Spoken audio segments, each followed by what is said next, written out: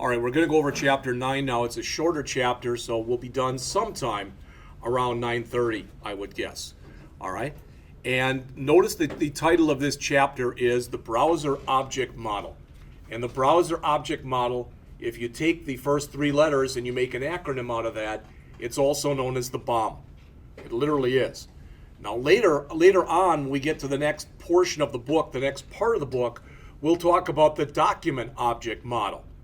So the Browser Object Model is the BOM, and the Document Object Model is the DOM. So what I did was I went out to Google Images, and a lot of people don't know this, and if you do, I'm not trying to talk down to you at all, but I just typed in Browser Object Model, and I grabbed one of the first ones that came up.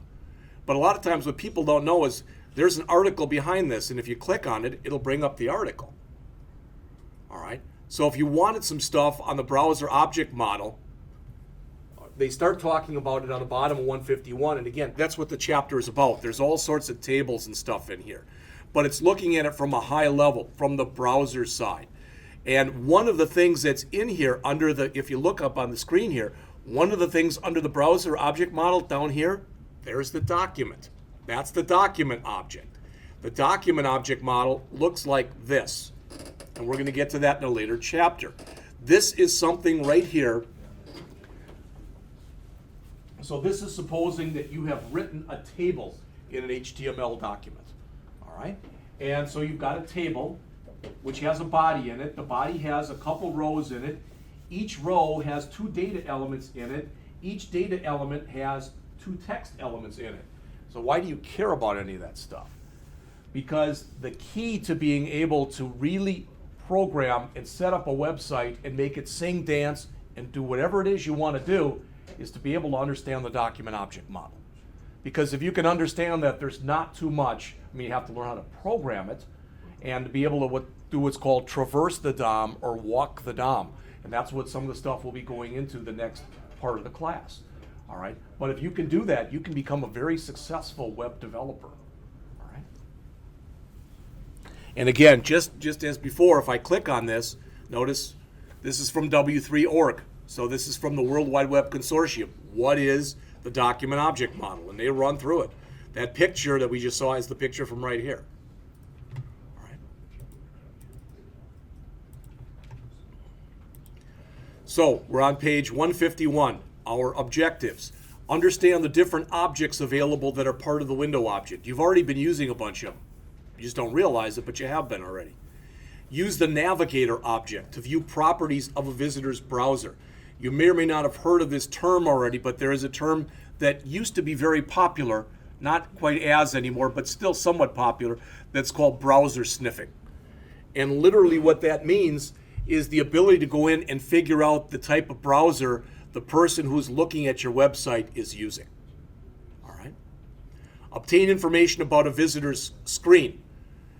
Okay? So you could tell if the person who's looking at your site, if their dimensions were like 1280 by 768, that would mean they're either looking at your screen using a very large laptop or a desktop. All right? But if it's 420 by 360, they're using a phone, that type of an idea. All right? Use JavaScript to detect whether Java is enabled in the browser. All right? You can literally turn JavaScript off in a browser if you want to. Many people do so because they've been told by other people, oh no, JavaScript's evil. You want to turn that sucker off. You don't ever want to, that's not true. In fact, a lot of times there's things that cannot be done if you turn JavaScript off in your browser. All right? And then finally, as it says, to parse the query string sent by the browser. We'll look at all that stuff in here. So, up until this chapter in the book, we viewed JavaScript mainly in the abstract.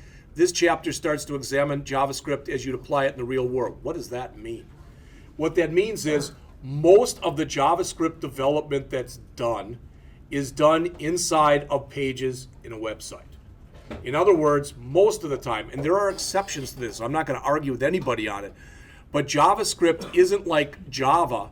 Java is an application programming language. You'd use Java to create things like maybe a payroll system or something like that. JavaScript, by and large, you embed it inside of HTML documents in a website. and it allows for website interactivity more than anything else. All right, so that's what they're talking about.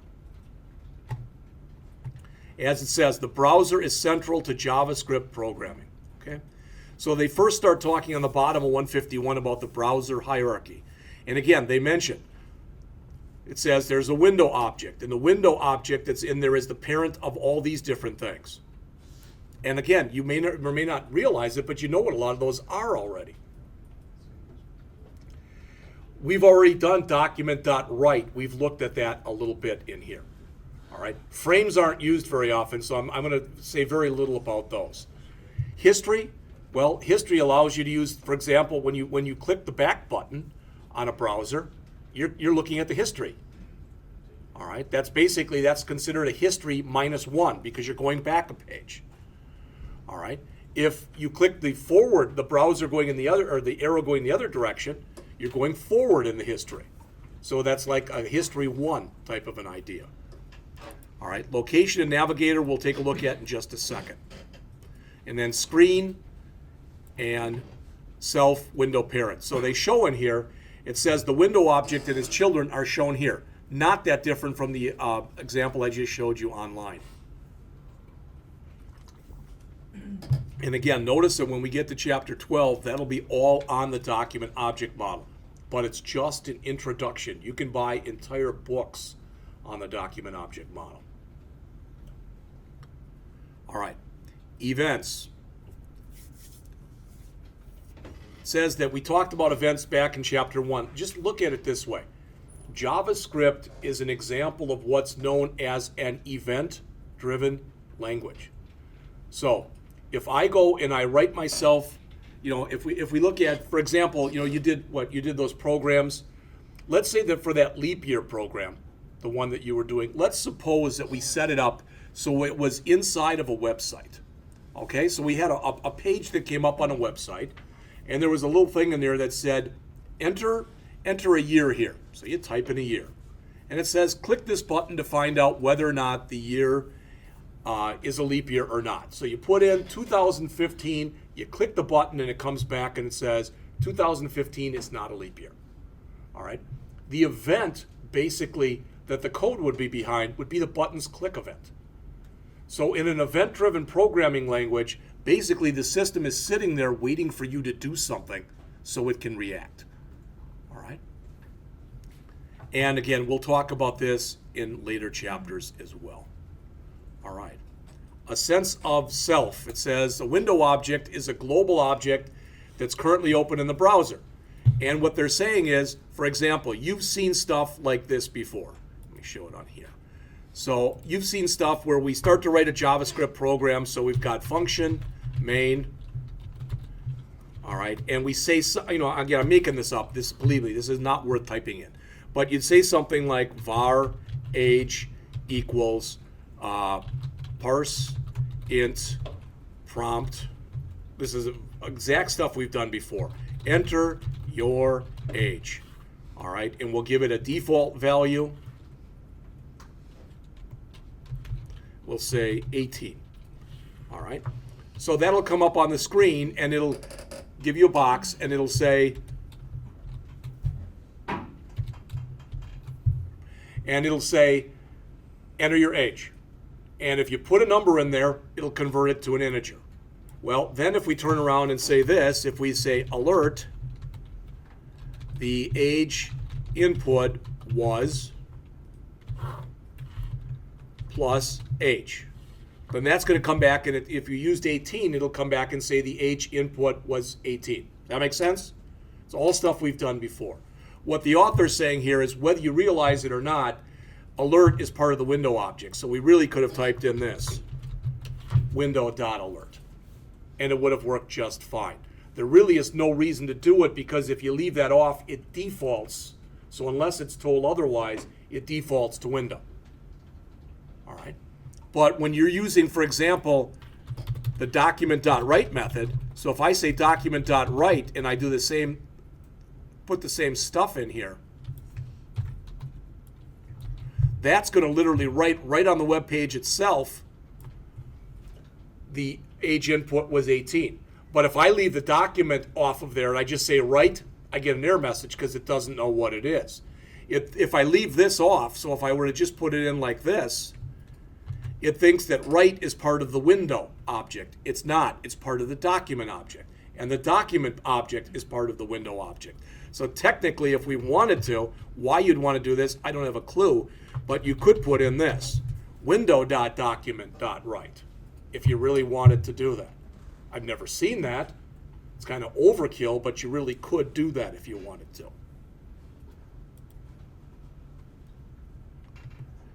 All right. So again, we do it like this instead of saying window dot, but as the author says, if you wanted to, you could. Now some of the stuff, so now we talked about object-oriented programming in the last chapter. We talked about what properties were, and we talked about what methods were. All right. Window is an example of an object. So if we look here on page 153 at these two tables that are on the page, the first table that you see, all right, the first one shows some of the properties associated with a window object. Notice there's a closed property. If it's set to true, the window's closed. All right, if it's set to false, it's open, type of an idea. You can check the status of a window. So these are some of the properties of the window object. These are some of the methods. You'll notice if you look at the difference between a method and a property. I'm sorry, a property and a method. So properties do not have parens afterwards. Methods must have parens. If you leave the parens off, the system thinks it's not a method. It thinks it's the name of a variable or property. All right. So here's some of the methods that are associated with a window object. Focus. So if I've got something on my screen and the mouse is on that, let's say I put a text box on the screen and the text box is, the mouse is flashing inside of that text box, then that text box currently has the focus. But one of the things that you'll learn to do when we go later on, so let's say I've got two text boxes, one that you're supposed to put in your first name and one that you're supposed to put in your last name. So the program starts, and immediately my cursor is inside of the text box that asks for my first name. So it has the focus. So I put in my first name, and I either take my mouse and I click in the other text box, or I hit the tab key, or I do something else. Then two things happen. First of all, whatever had the focus won't have it anymore. It now gets a blur event as I take the focus from one object or from one thing and put it to another. So this has the focus. I type in something, I hit tab to send it to the other one. Then a blur event takes place on the first text box and a focus takes place on the second text box. Why is that important? Well, let's say that I asked you to put your salary in. All right? And let's say Roger doesn't think it's anybody's business what his salary is, so he writes down none of your business. All right? I can set it up so that even though he's already clicked to leave that particular text box, I can put some code in there in the blur event that says, check and make sure, and if it's not numeric, force him right back to where he was. All right, so all these things can work in unison with one another. Couple more.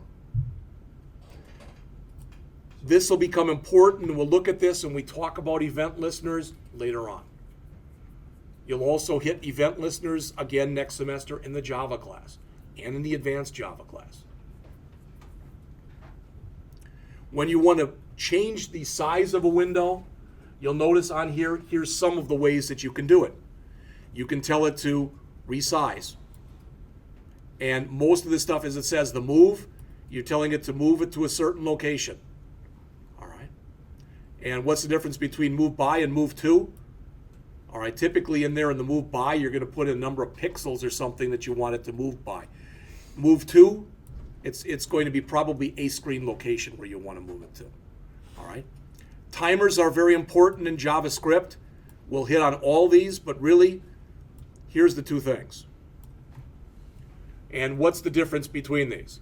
Well, if I call a set timeout, as an example, I set my alarm that every day I get up at 3:45. But I do have a snooze button. I don't hit it because when I wake up, I wake my wife up. All right? But imagine that once it was at 3:42, or 3:45, whenever it is that it's set to. Imagine that I hit the snooze button, and then 10 minutes later it goes off again, and I hit snooze, and 10 minutes later. Now what I'm doing basically is I'm setting an interval. So I can say every 10 minutes do something, every whatever do something. If I want it to be a one-time shot, then I usually set a timeout. If I want it to happen on a regular basis, then I set an interval. And since you can set timeouts and you can set intervals, you can also clear them too. Because otherwise they'll just keep firing until you tell them not to fire anymore. All right. If I want to get information about the screen, starts on the bottom of page 154 and it runs on to the next couple pages. I can find out the available height somebody has on a screen or the width. All right, so there's a lot of different stuff. So they give you a program in here that determines the visitor's screen height and width. Again, why would you want to do that? Because if you figured out it's possible for you to go to a regular website. So let's imagine that it's CNN.com. All right? And if I go out to CNN.com, what should happen is if I go out to CNN.com and I'm using my phone, it should push me to their mobile site. All right? Which is probably m.cnn.com or something like that, M for mobile. But if I get into it and I'm not in their mobile site, I'm in their regular site, the system could potentially look at the dimensions of my screen and say, come up with a message that says, hey, this would be better if you went to our mobile site. You can click here to go to that, or you can just tell it to continue and say, I know what I'm doing, type of an idea. And you can do that using the available height or avail height and avail width. Okay. The navigator object. As it says, it provides several properties that assist with the detection of various elements in the browser. This one can be important because among the other things that you can get with a navigator object are the version of the browser somebody's using. So in other words, if somebody is using a really old browser like IE6, and you've got the latest and greatest website that's got all this really cool HTML5 stuff in it with rounded corners and video, and they're not going to be able to use any of it because the browser doesn't support it. So you can detect that, and you can maybe even push them off to another site that's like your site, that's kind of a site for people with older browsers, if you want to do that. All right, there's a lot of different ways that this can be used. All right, it says for a long time, websites use the navigator object to detect which browser the visitor was using. All right, it was used so that browser-specific JavaScript code could be executed. That's not as big an issue anymore. In the past, it still is somewhat of an issue, and you'll see this when we talk about Ajax and a few other things. But in the past, the W3C, the World Wide Web Consortium, said everybody will do it this way. And everybody listened except one company. Who was that company? Microsoft. That would be Microsoft, who decided they were going to do it their own way, and they hoped that the W3C would be the tail wagging the dog, that they would look at it and say, oh, your way is better. Everybody should change to the Microsoft way. It didn't ever happen. All right. So as HTML5 especially is becoming more mature, Microsoft in their own way, they're kind of acquiescing and they're kind of saying, maybe the way you did it wasn't all that bad. Ideally, there will be one standard. All right. I'll probably be dead by the time that standard actually comes, but ideally, that's actually what they're shooting for, is to have one standard that all browser manufacturers will adhere to. It's not the way it is right now. So they show you some of the stuff that you can get when you take a look here. This is page 158, and it's the figure. And this is going to depend on the type of browser you're using. All right, it says if you choose Internet Explorer, the page will look similar to this. And if you choose Firefox, it'll look mostly the same, but it'll look a little different. Something in here, someplace, notice it says MS. Anywhere it says MS in there, that's for Microsoft. And down here under the app name, it's Internet Explorer. And also down here someplace, they've got the version that you're using, etc. And if you run it under Firefox, then someplace down here it says Mozilla, which means Firefox, and the version that you're using for that. So this is some of the stuff that you can do when you're detecting. The problem with browser detection is there are so many different types of browsers, and there are so many different versions of each type of browser. All right, I believe Chrome and I think that Firefox is like around version 40 or something like that, and Chrome has got to be up there too. So think about it. If you had to sit there and that's 80 different versions you'd have to adhere to just for Firefox and Chrome. So this is kind of fell out of favor. It's not used probably nearly as much as it used to be used.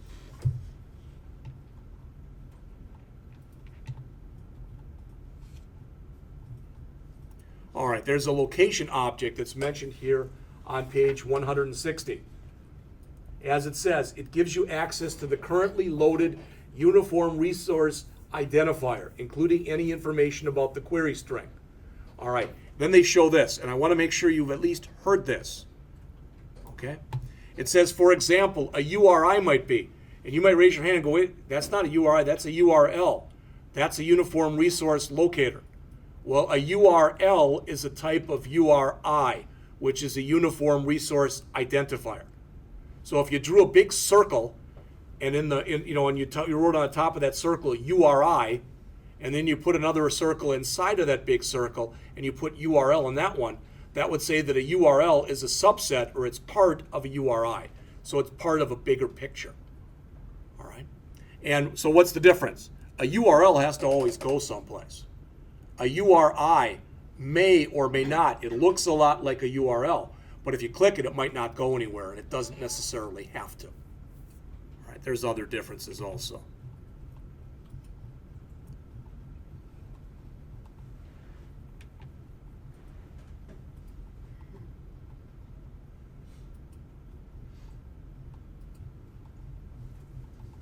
That was just a URL, URI exercise that's in there. Again, I think you all know this, but I'm saying it anyway just in case you don't. And that is, again, all the code in the book is out there on the P drive. There is a folder out there that's called source code. Every example that's shown in this book is in there. All right. So if you're ever looking at something that's in the book, you go, well, maybe I could use that in my program, then feel free to have a look at it. All right. The history object, which is the last thing that's discussed in the chapter on 166 and 167, as it says, it provides ways for you to move forward and backwards through a visitor's browsing history. And again, you might say, well, that's, I could just keep hitting the back button sometimes. All right.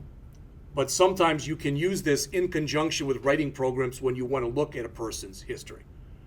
Now, give you an example, not maybe a good one, but again, a lot of times when cops pick up somebody and they go through their computer because maybe they think they're a pedophile or something like that, a lot of times they'll go through their history to find out what websites they've been going to.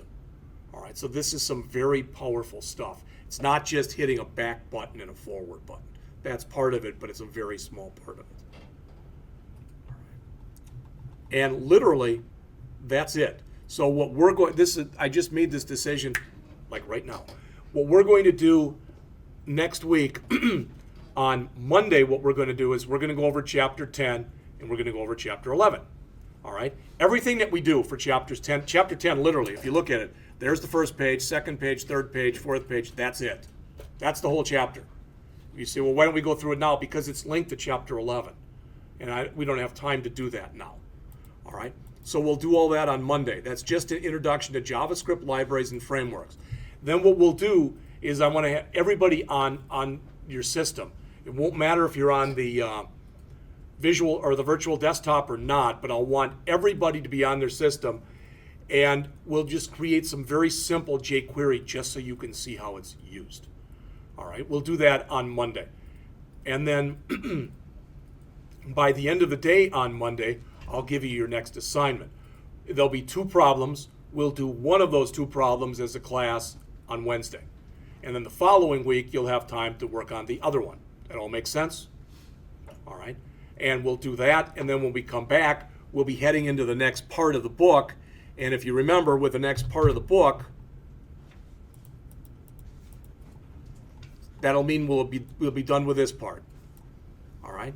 And we'll head into this part. That's where, like I said, I think that learning by doing and actually creating a site. It's not going to be any kind of site that you're going to go, this is really good, I'm going to sell this puppy.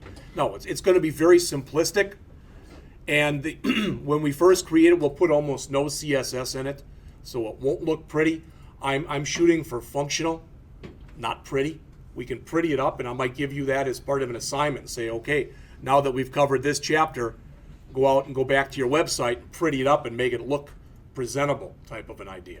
I'd rather do that and have everyone's look a little bit different and have you have your own little timestamp on there, as opposed to having everyone's look identical. I hate that when I get an assignment, giving you an assignment, and everybody's, when you bring it, you turn it in, they all look exactly the same. I don't like that. All right. So unless you have any questions, I'm finished.